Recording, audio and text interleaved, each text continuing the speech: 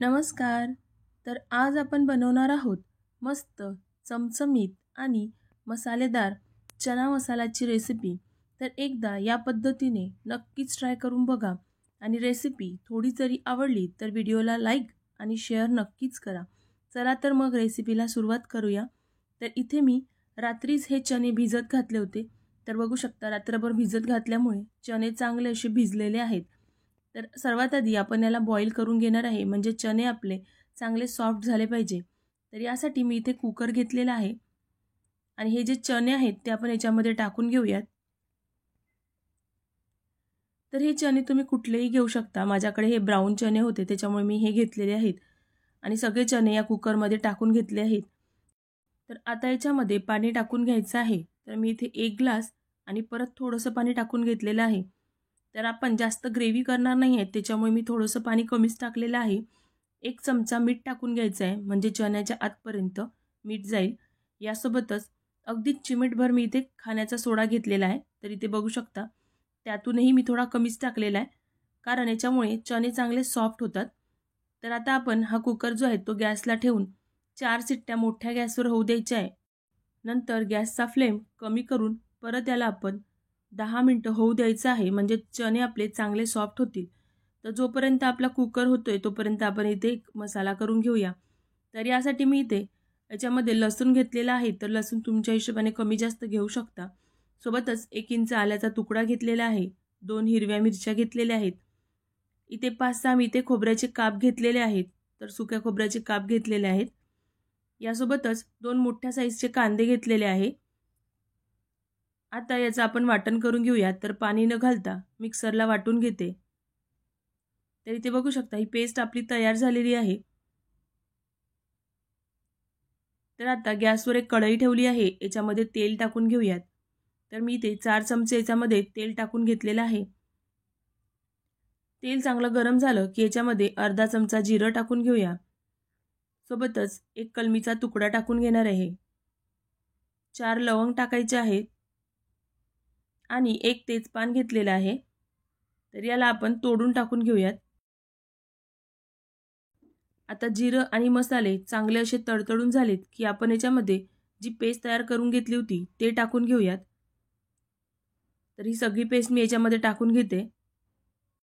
आता हा मसाला आपल्याला चांगला परतून घ्यायचा आहे, म्हणजे आपण सगळे जे मसाले याच्यामध्ये कच्चेच वापरले आहे त्यासाठी हा जो मसाला आहे तो चांगला असा परतून घेऊयात. तर याचा कलर चेंज होईपर्यंत परतून घ्यायचा आहे. तर मसाला चांगला परतून झाला तर भाजीची चवसुद्धा छान लागते. तर रेसिपी तुम्हाला कुठल्याही क्षणी आवडली तर व्हिडिओला लाईक नक्कीच करा. सोबतच चॅनलवर नवीन असाल तर चॅनलला सबस्क्राईबसुद्धा करा. तर इथे बघू शकता हळूहळू हा जो कलर आहे तो चेंज होत आहे, पण आपल्याला अजून चांगला परतून घ्यायचा आहे. अजून थोडासा तांबूस कलर येईपर्यंत मी इथे परतून घेतलेला आहे.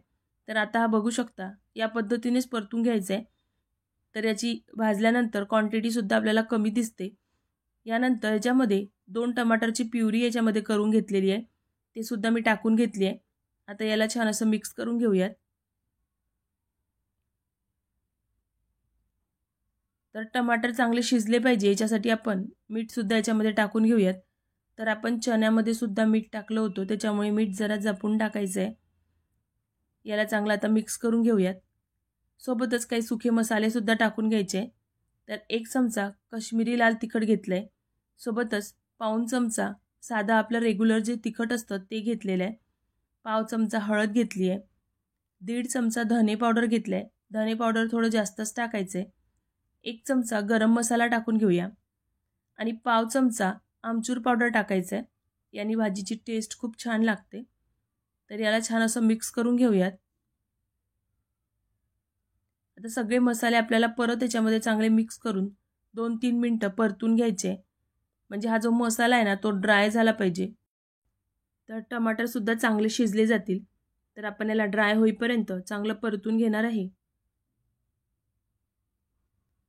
तर इथे बघू शकता मसाल्याला थोडं थोडं तेल सुटायला लागलेलं आहे.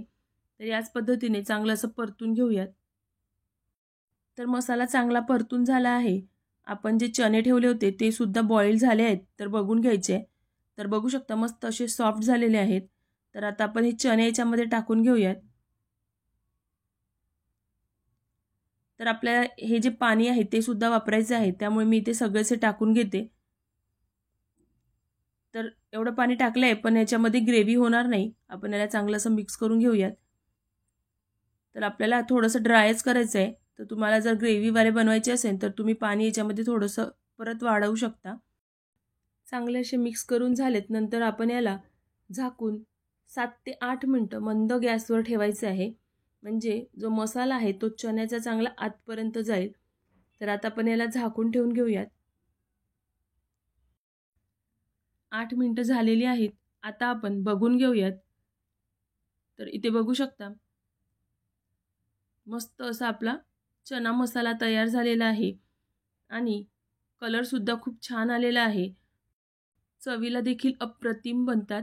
तर बघू शकता मस्त असं मसालेदार आपला चना मसाला तयार झालेला आहे. तर रेसिपी आवडली असेल तर व्हिडिओला लाईक नक्कीच करा. याच्यावरून थोडीशी बारीक चिरलेली कोथिंबीर टाकून घेऊयात. सोबतच याच्यामध्ये थोडीशी आपण कसुरी मेथीसुद्धा टाकून घेणार आहे. कसुरी मेथीचा फ्लेवर याच्यामध्ये खूप छान लागतो. तर आता परत याला मिक्स करून घेतलेला आहे.